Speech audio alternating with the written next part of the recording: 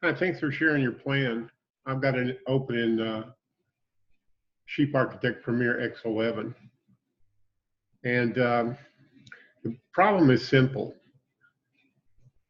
You drew a closed polyline, and that's fine, but it hasn't, but when you open the dialog box, it's just a polyline.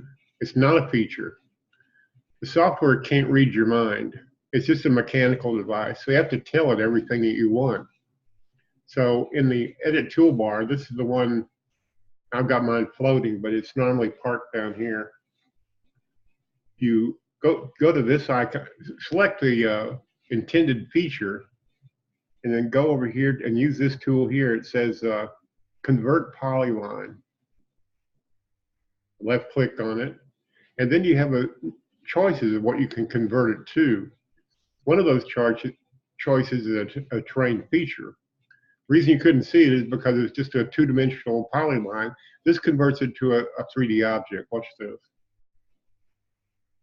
Okay, you get a dialog box. I'm going to give it 1 inch height and 1 inch thickness, and we're not going to make a hole. And since this is the only feature on this little simple plan, I'm not going to do that. Now, if you want it to look like leaves, you have to go over to Materials tab. They come in with concrete on them. It's just the way they pre-programmed it to work. And you go over here, select a material.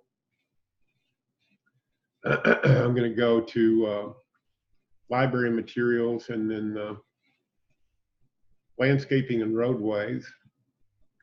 And something I use a lot is just, this one here. You can pick whatever you want. And then now it looks like a feature. Well, somewhat. That's what happened, and I'm glad it was simple to figure out. And, you know, when you're learning the software, you're learning the software. Nobody expects you to be Albert Einstein, because there's so many things you need to know in order to get a product using the software. Okay, well, thank you. I hope this helps you and others.